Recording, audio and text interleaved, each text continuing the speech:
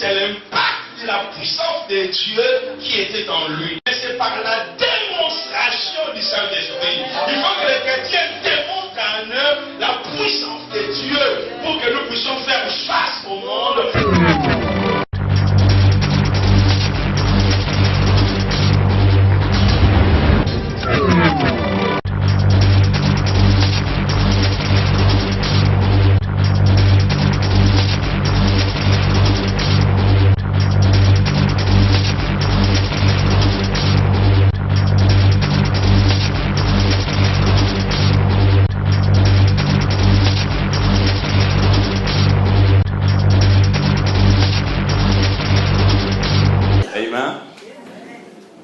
Ce que je vais parler va donner un plus dans la vie de quelqu'un.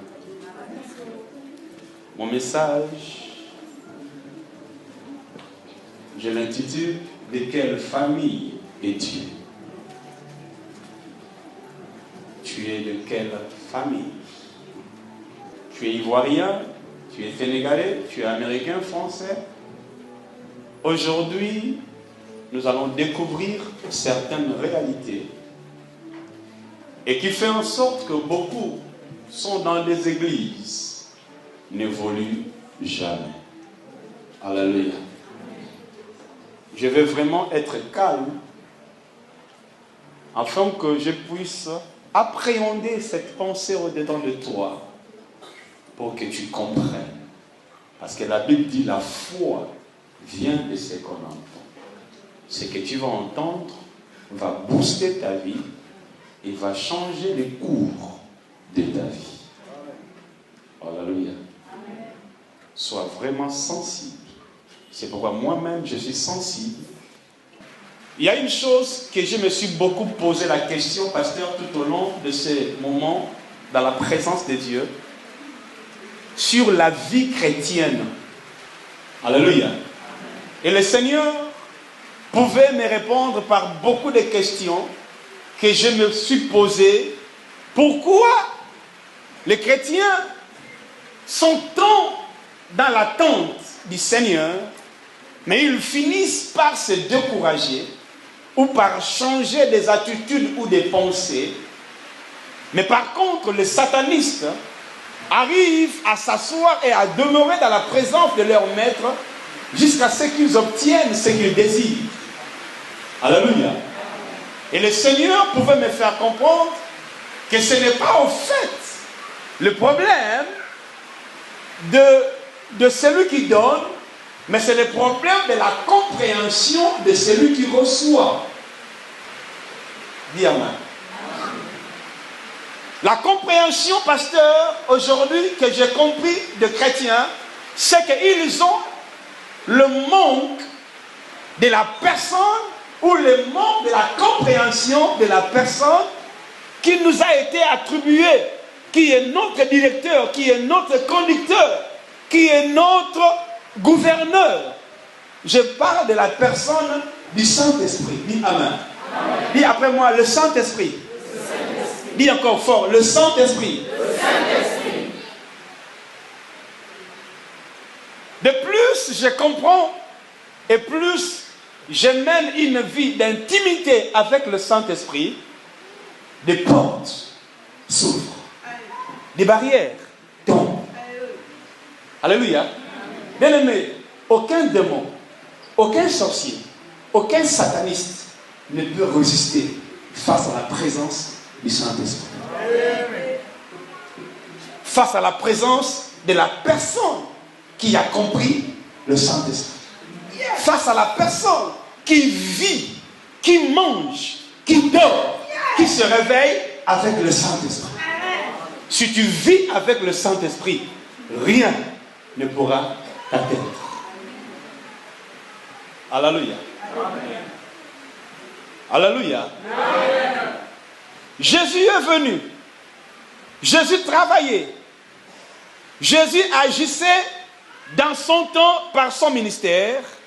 Mais tout ce qu'il faisait était un sujet de critique, un sujet de questions et réponses, un sujet des incompréhensions et la plupart des personnes qui étaient autour de Jésus, chacun d'eux avait la lecture des manifestations, des œuvres qui se passaient devant Jésus autrement et différemment. Bien aimé, dans les jours à venir, peu importe de la manière dont les gens vont te juger, mais Dieu tient compte de la manière dont toi-même tu te juges.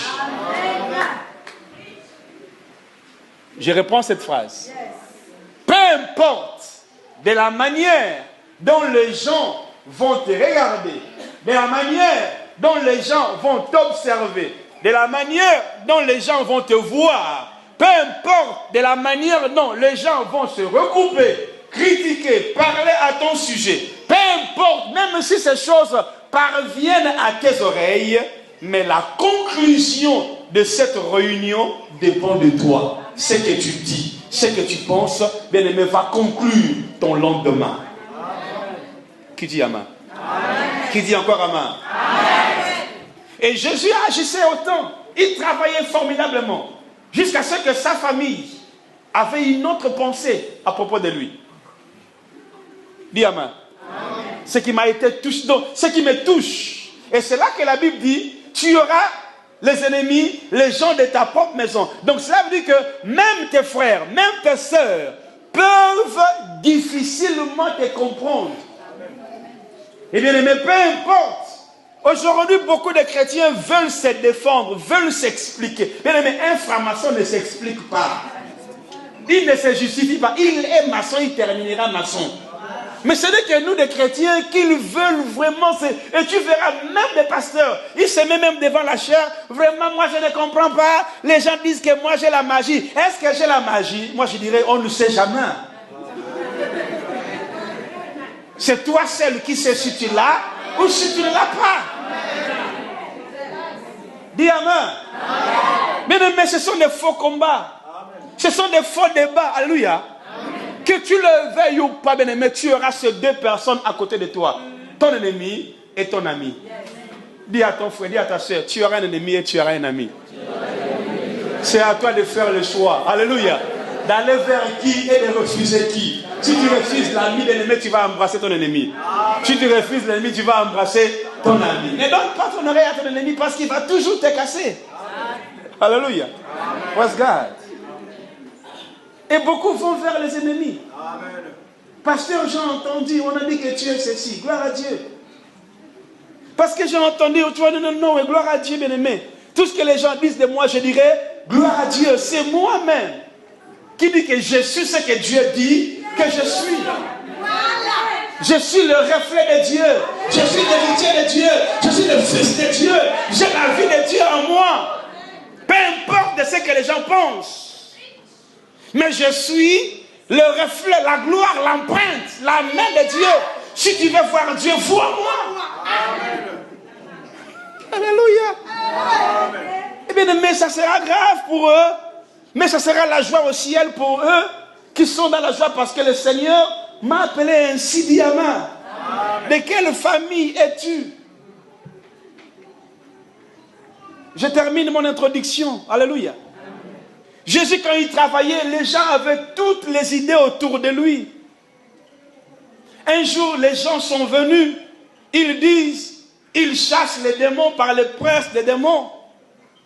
Et comme je disais, même sa famille se réunissait et sa famille sont venus témoigner en disant, nous-mêmes, nous confirmons que notre frère a perdu la raison. Bien-aimé, si l'extérieur parle de toi, c'est mieux, plutôt c'est bien. Mais si ta propre femme, ton propre mari, ton frère, ta soeur, confirme de ce que tu es, frère, tu n'as pas raison de t'expliquer. Amen. Parce que le témoignage de ta famille est vrai. Amen. Mais je vais informer quelqu'un que le témoignage de ma famille est vrai pour les hommes qui veulent entendre ce témoignage. Alléluia. Amen. Mais le témoignage de Dieu, c'est la vérité. Il y a deux choses.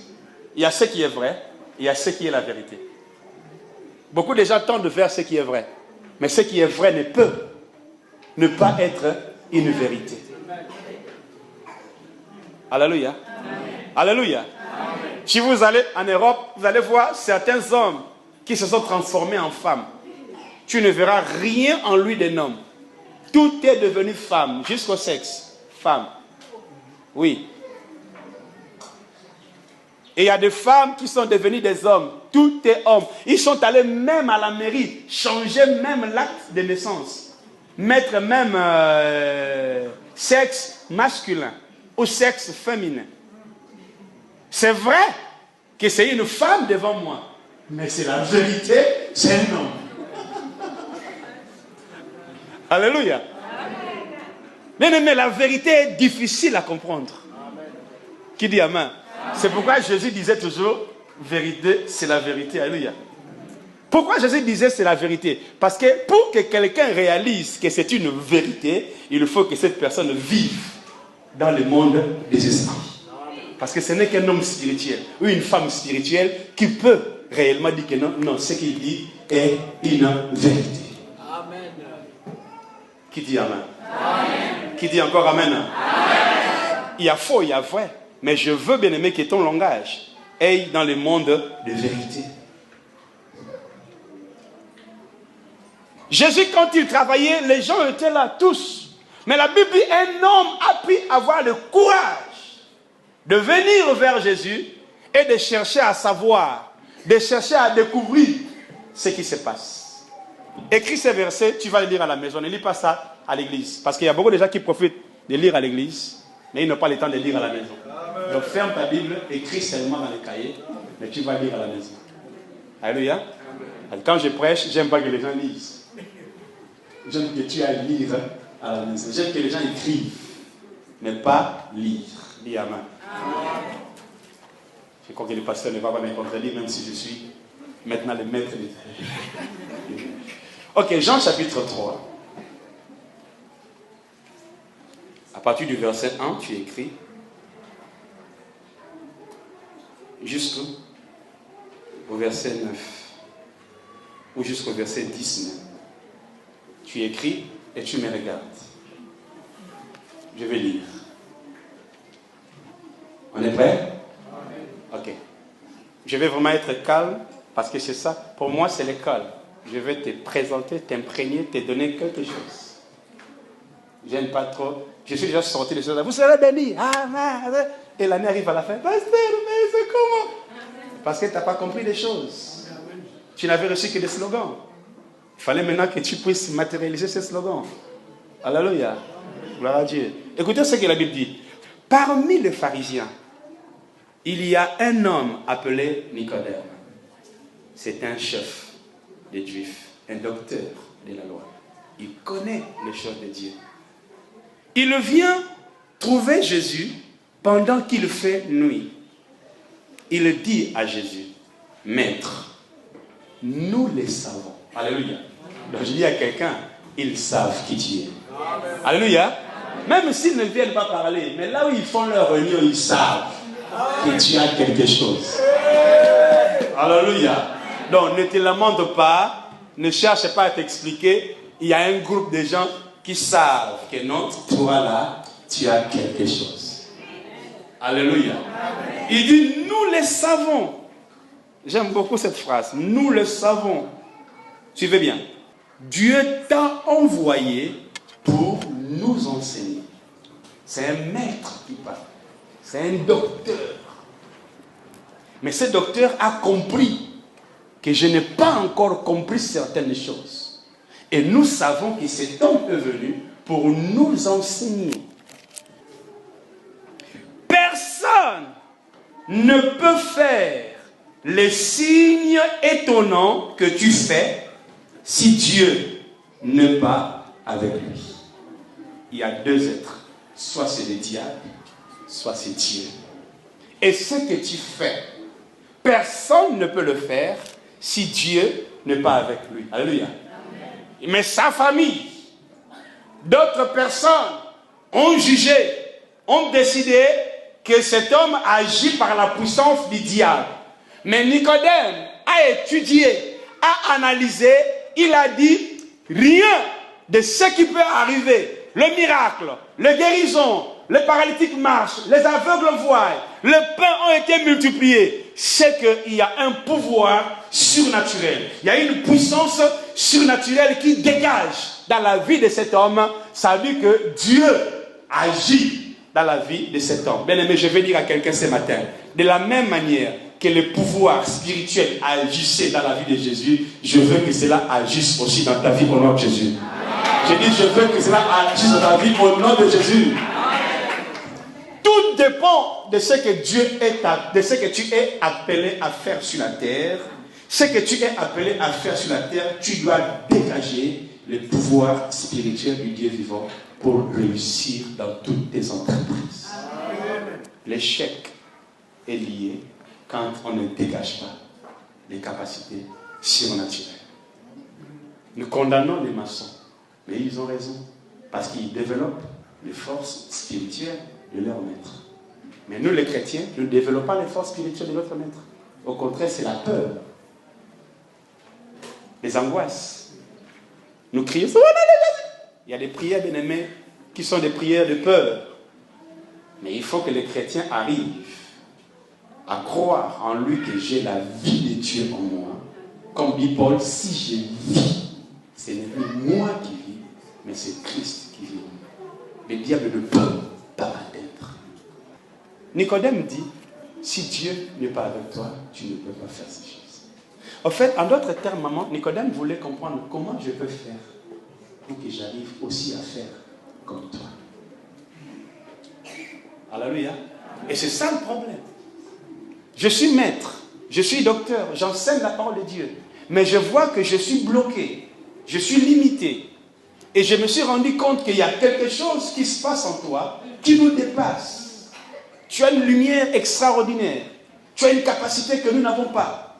Nous avons cherché peut-être à comprendre ces choses, mais on n'a pas compris. C'est pourquoi je suis venu vers toi, afin que je puisse savoir qu'est-ce que tu as. Donne-moi ton secret.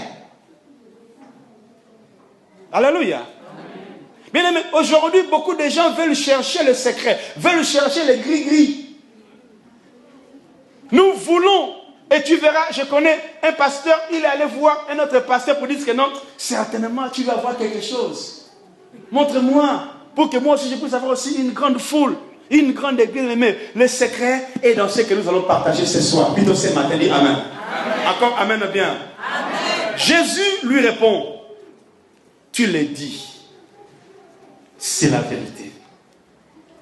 Personne ne peut voir le royaume de Dieu si il n'est né de nouveau. Jésus dit, personne ne peut voir le royaume de Dieu.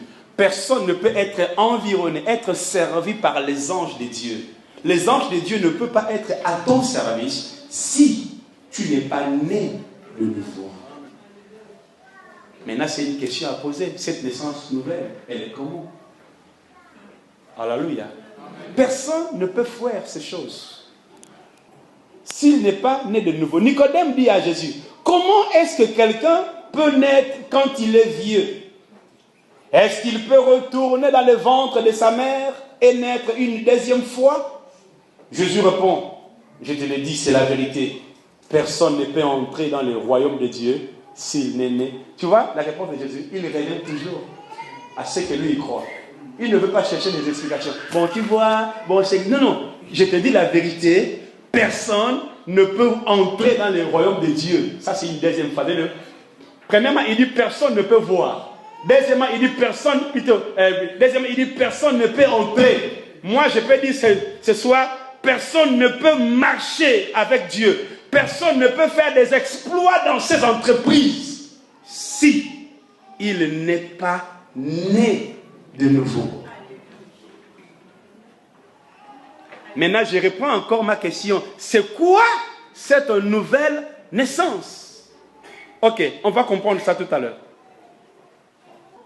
Ceux qui sont nés d'un père et d'une mère appartiennent à la famille des hommes. Et ceux qui sont nés de l'Esprit Saint appartiennent à l'Esprit Saint. Wonderful. Ceux qui sont nés d'un père et et une mère appartient à la famille des humains. Seul, Jésus parle de deux groupes. Jésus parle de choix que chacun de nous a à faire. Si tu fais le choix d'appartenir dans la famille des hommes, ça veut dire que ton père et ta mère, ce sont des hommes. Mais si tu décides d'appartenir à la famille de l'esprit, ça veut dire que ton père et ta mère, c'est le Saint-Esprit. Or, si ton père et ta mère est le Saint-Esprit, personne ne pourra te toucher. Alléluia. Alléluia.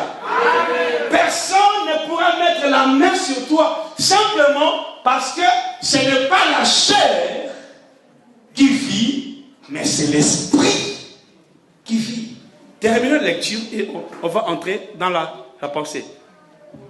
Ne sois pas étonné parce que je t'ai dit, vous devez naître de nouveau. 8. Le vent souffle où il veut et tu entends les bruits. C'est ça maintenant les enfants de Dieu. Le vent souffle, tu entends le bruit qu'il fait, mais tu ne sais pas d'où il vient et où il va. C'est la même chose. Je dis c'est la même chose. Mais si quelqu'un ne peut attraper un vent, ah Joe, il ne peut pas t'attraper. Alléluia. Frère, quand je soulève ton bras, je fais. Tu sens quoi? Tu sens le vent. Mais attrape ce vent-là. Il dit le vent souffle. Tu entends qu'il y a le vent. Ça bouge même tes habits. Ça te bouge même. Aux Philippines, ça s'est passé. Ils ont vu le vent. Ça a cassé les maisons. Ça a tué les gens. Mais personne n'a pu attraper. Si tu attrapes, il n'y a que ses bras. Il est où? Bien aimé, j'ai dit à quelqu'un ce matin, laissez les sorciers dans leur sorcellerie. Vis ta vie. L'erreur de beaucoup de chrétiens, ils vont ailleurs. Ils sont nombreux. Mais même s'ils sont nombreux, David a dit 11 000 viendra m'attaquer. Je ne serai pas atteint. Je vais expliquer comme il avait dit. 10 000 tombent à ma droite, 1000 à ma gauche. Les 1000, tu peux le vaincre. Mais les 1001, c'est difficile. 1002, 1003, 3000, tu peux tomber. Mais David dit, je ne serai pas atteint. Pourquoi? Parce que quand David marchait, ce n'était pas un homme qui marchait, mais c'était un esprit qui marchait. Quand tu marches, frère, qui marche. Dis Amen. C'est ça la clé de la vie chrétienne. Changer de famille. Amen. Prendre le Saint-Esprit comme ton père. Prendre le Saint-Esprit comme ta mère. Ne plus être dans le monde des hommes, mais commencer à vivre dans le monde des esprits. Telle est l'incompréhension de beaucoup de chrétiens. Parce que quand nous allons entrer dans ces choses, le sujet d'un grand nombre de chrétiens vont toujours nous attribuer vers le mal. Comme si c'est le diable qui est le père des esprits et Dieu, c'est le père des humains. Or, la Bible dit même les esprits, c'est Dieu qui les a créés. Et auparavant, il avait même créé même les esprits avant les hommes. Qui dit Amen? Amen. Est-ce que vous comprenez ce que je suis en train de dire? Amen. Jésus voulait dire à Nicodème, ne sois pas étonné de ce que tu es en train de voir les miracles à moi. Parce que tu ne parles pas à un homme, mais tu parles à un esprit. Je suis un esprit. Je n'appartiens pas à la famille des hommes. Je suis venu au monde parce que le Seigneur veut glorifier son nom. Et pour que le Seigneur glorifie son nom, il a choisi un père et une mère pour me faire vivre dans le monde des humains. Mais quand je comprends cette chose, je renonce à ma nature charnelle et j'épouse, j'apprends, et plutôt je prends ma nature spirituelle, qui est ma vraie nature, avant que je vienne au monde. Lève ta main et dis Seigneur, je vais récupérer ce que j'ai compris, que je suis un esprit, et je resterai un esprit. Dis Amen. La Bible dit Paul était emprisonné, enchaîné. Bien aimé, je veux vous montrer dans la Bible combien des exploits, des hommes qui ont compris ce message, qui ont compris qu'ils appartiennent à la famille du Saint-Esprit et qu'est-ce qui s'est passé dans leur vie. Il arrive dans l'île de Malte, acte 28. La Bible dit, Paul ramasse un tas de broussailles. Il va mettre dans le feu pour que le feu puisse s'augmenter. La Bible nous dit, une vipère est sortie. Et la vipère a mordu Paul. Pendant que la vipère mordait Paul, les gens qui étaient là, ils ont dit, certainement, la justice de Dieu vient de trancher. Bien-aimé, ce n'est pas parce... Ne vois pas ta souffrance comme une punition, ou un fouet, ou une chicotte de Dieu. Non. Ça peut peut-être une épreuve, ou ça peut aussi être une marque de foi pour que ceux qui t'entourent voient que non, tu as un Dieu. Amen. Alléluia. Ils disent certainement, Dieu n'a pas voulu laisser cet homme vivre. C'est pourquoi Dieu a envoyé une vipère. Ça, c'est le jugement des âmes. Mais quand Paul a été mordu, la Bible dit, Paul secoua sa main et ne ressentit aucun mal. Bien aimé, c'est une morsure. Et en plus, c'est une vipère. Qu'on le veuille ou pas, la vipère dépose le venin. Et le venin, ce sont des venins mortels. Aucun d'eux n'a pu chercher la pierre noire pour mettre afin que le venin sorte. Bien aimé, les gens vont vouloir ta mort. Ne cherche pas à les convaincre un jour de ta mort. Continue ta marche. Ils entendront longtemps. Je dis ils entendront longtemps. Dis à ta frère, dis à ton frère, dis à ta soeur, vous entendrez maman et vous le verrez dans les jours où le Seigneur décidera. Dis-le. Vous l'entendrez les jours où le Seigneur, si ce n'est qu'à vous et à moi, nada. La Bible, Paul secoua sa main et ne ressentit aucun mal. Ce qui est étonnant, pasteur, la Bible dit que ces gens-là entendaient longtemps que Paul tombe. Je crois qu'il y avait même d'autres qui dormaient avec un œil. Et quand Paul peut-être dormait, je crois que Paul ronflait. Je crois que le venin commence à agir. Et voilà, il est parti. Non, il respire encore. La Bible dit, ils entendirent longtemps. Et ils n'ont pas vu que Paul était mort. Et la suite dit quoi? Ils changèrent d'avis. Ce n'est pas Paul qui leur a changé d'avis. Mais ce qui s'est passé dans la vie de Paul a changé leur avis. Bien aimé, je vais dire à quelqu'un ce matin, marche pour Dieu et pour toi. Les gens vont changer d'avis à ton sujet. Les gens vont changer d'avis à ton sujet. Nos églises sont remplies de critiques et remplies de problèmes qui n'ont ni tête ni queue. C'est pourquoi nous n'évoluons pas. Tu viens à l'église, ton problème, c'est vraiment de regarder les vies des gens. Tu es un homme. Bien aimé, un esprit ne peut pas regarder les vies des gens parce que les esprits ne se regardent pas, ne se connaissent pas. Pourquoi? Parce que chacun évolue dans le couloir que le Seigneur lui a donné. Nous allons tous rendre gloire à notre Dieu. C'est quoi la vie chrétienne? La vie chrétienne n'est rien d'autre. Transformer ta vie. Détruire la chair, élever ton esprit. La vie chrétienne, c'est l'échange. Tu fais sortir l'esprit et tu ramènes le corps à l'intérieur. La science nous dit l'être humain a trois parties, le corps, l'âme et l'esprit. Mais la Bible nous dit l'être humain a trois parties, l'esprit, le corps et l'âme.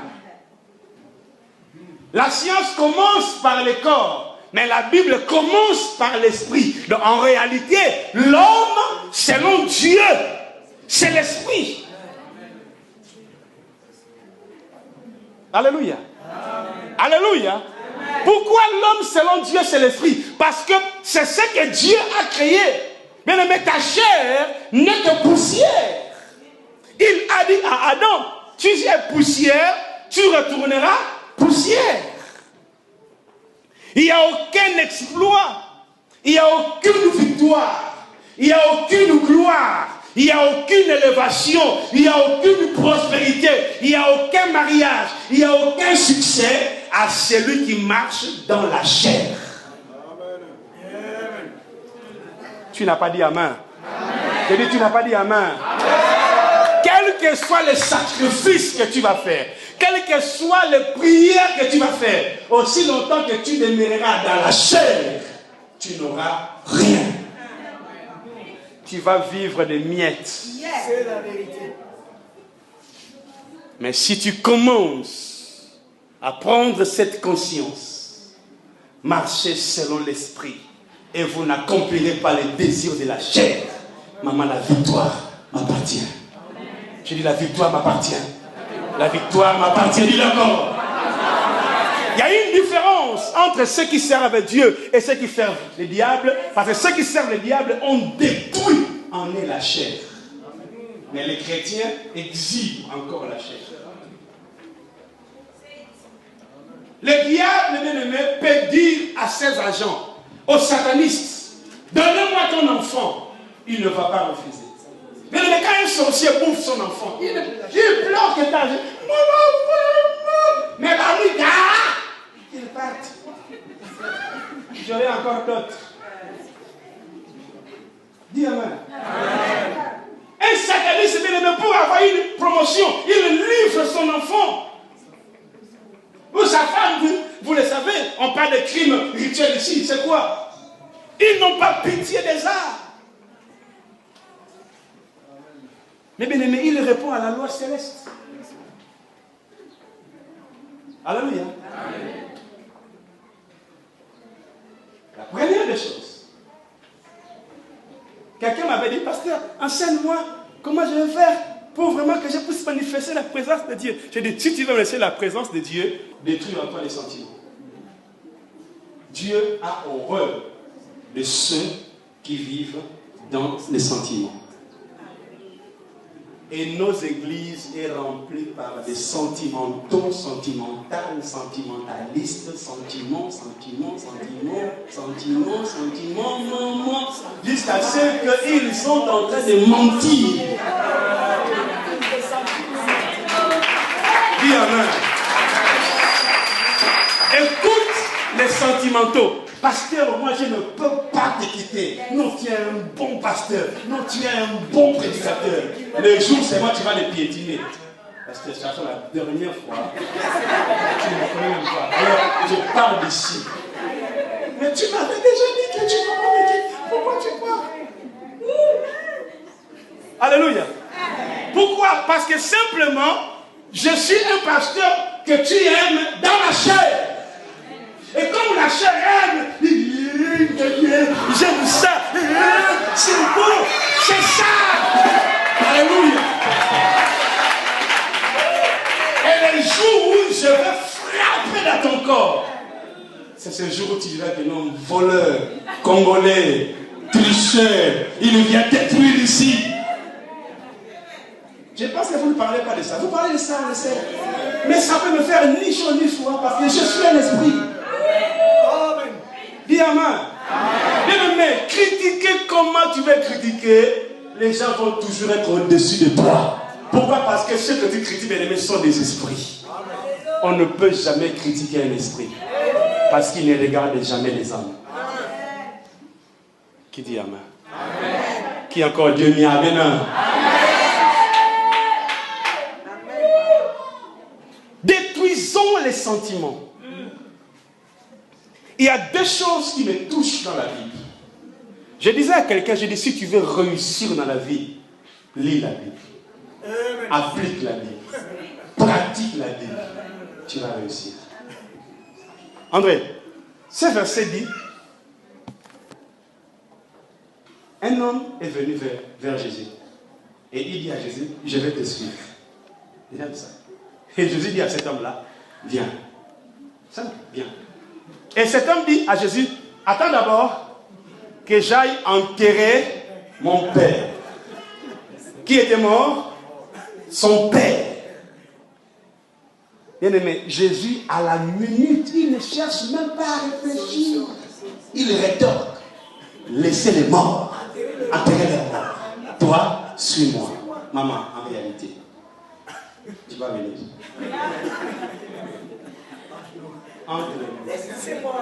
C'est ça le problème de nos églises. C'est ça qui fait en sorte que nous venons à l'église et nous ne sommes pas bénis parce que la chair a encore une domination sur beaucoup de choses. Mais la vie chrétienne, c'est une vie où tu dois commencer à faire sortir l'esprit et à détruire la chair, à détruire les sentiments, à détruire les pensées des hommes, à faire le choix entre l'esprit et la chair. Maman, c'est horrible de dire à quelqu'un de laisser son père qui est mort, de ne pas l'enterrer. Combien bien-aimés d'entre nous l'ont fait pour la cause de sa famille? Ils ont hypothéqué, ils ont négligé les choses de l'église. Laisse les morts enterrer leurs morts. Donc Jésus voulait simplement dire que non, celui qui veut me suivre, il ne faut plus qu'il soit un homme, il faut qu'il soit un esprit. Parce que je n'ai pas besoin des hommes qui sont sentimentaux. J'ai besoin des esprits ici. Amen. Alléluia. Amen. Alléluia. Amen. Et cet homme est resté. Dis à ton frère et à ta soeur, commence à fermer les oreilles au jugement des hommes. Laisse Dieu te juger. Selon son bon vouloir. Alléluia. Mais si l'Éternel est mon juge, c'est lui qui va me restaurer. Alléluia. Alléluia. C'est lui qui va me rétablir. Parce que le jugement de Dieu n'amène jamais quelqu'un à la mort si la personne prend conscience que c'est le Seigneur qui est en train de me parler. Qui dit amen? Amen. Qui dit encore amen? Amen. Deuxième chose, Paul dit quelque chose qui est grave. Très grave. Il dit dans sa parole, il y a deux personnes qui viennent vers toi. Maman, tu as que 10 000 francs. Tu as des petits frères? Oui. Ton petit frère, le même père, le même mère, il vient te demander 10 000 francs. Pendant qu'il demande 10 000 francs, ce frère-là vient aussi te demander 10 000 francs. Et tu n'as que 10 000 francs. Non, ne donne pas de réponse si 000 frères. Il y a des réponses qu'on réfléchisse. Alléluia. Paul dit, quand tu as un bien et que ton frère de la chair vient et ton frère de l'esprit vient, ce que tu as, donne-le au frère de l'esprit. Parce que lui, c'est ta famille. La chair, ce n'est plus ta famille. C'est dur à entendre ces phrases. Mon frère, il n'est plus de ma famille. Parce que j'appartiens à la famille céleste. Mais quand l'église entend cela, ils disent que non, le pasteur divise les familles. Bien aimé, je ne divise pas les familles, mais je fais la compréhension des chrétiens afin qu'ils réalisent que si je suis toujours dans la pensée des hommes, je serai toujours sous le contrôle et la domination de ma famille. Mais si je commence à sortir et que je lève plutôt en moi la vie chrétienne et que je deviens un esprit, ni mon père, ni ma mère, ni mes frères n'auront le contrôle sur moi. Qui dit Amen? Amen. Combien d'ennemis d'entre nous ont eu, jusqu'aujourd'hui, ils sont à l'église, mais ils sont toujours soumis à la décision de leur famille. Amen. Un homme vient t'épouser. Non, mon frère m'a dit que non, lui là, Dieu ne veut pas de lui. Chérie, je t'aime beaucoup, mais j'ai fait les choix. C'est ma famille, je l'aime plus que toi. Qui sait si cet homme, c'était aussi la délivrance pour ta famille? Amen. Alléluia. Amen. Alléluia. Bien aimé, quand tu es face à quelqu'un qui te montre clairement que mon choix, c'est ma famille, ne le juge pas, bien aimé, trop. Comprends qu'il n'est pas encore chrétien. C'est un crétin.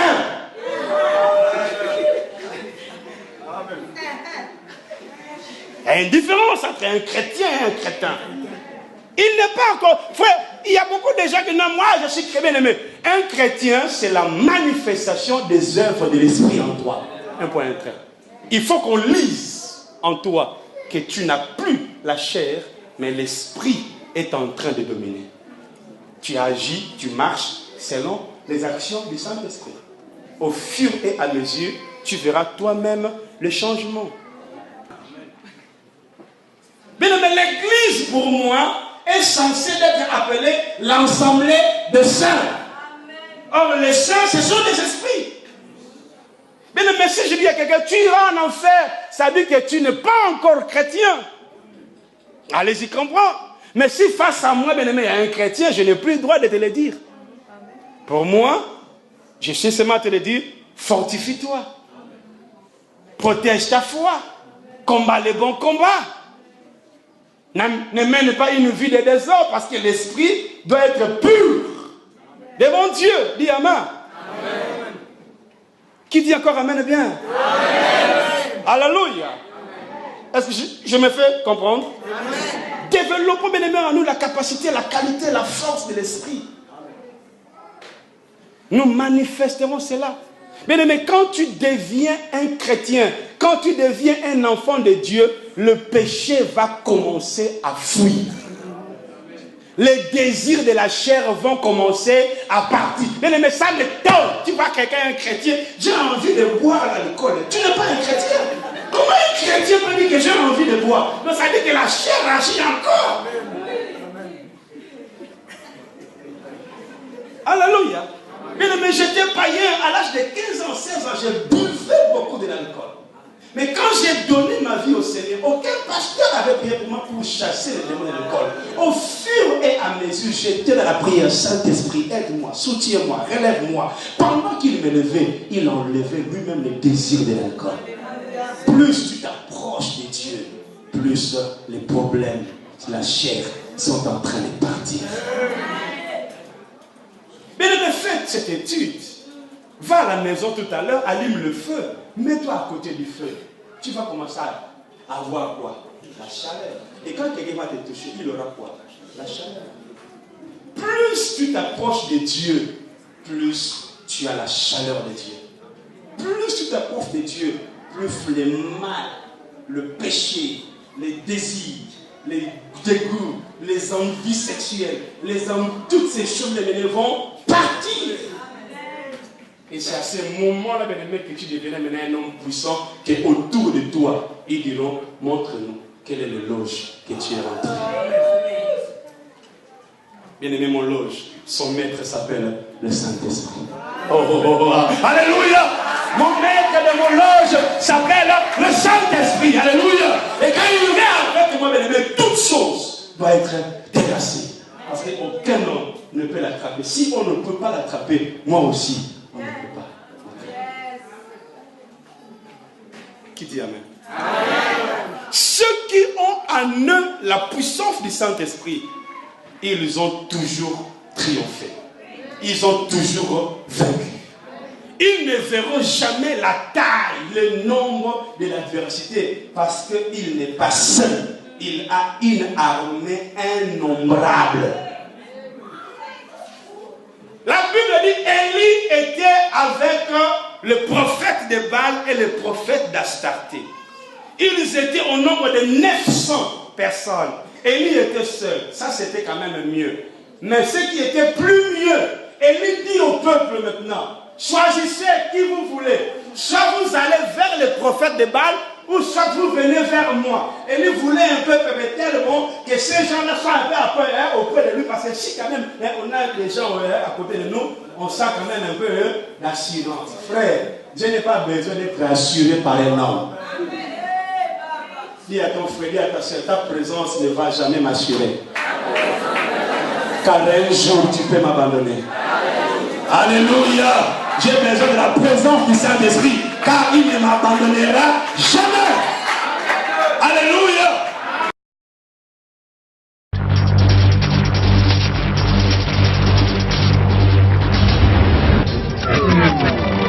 Une chose qui faisait la différence entre Élie et les hommes, c'est l'impact de la puissance de Dieu qui était en lui. Et c'est par la démonstration du Saint-Esprit. Il faut que les chrétiens démontrent en eux la puissance de Dieu pour que nous puissions faire face au monde.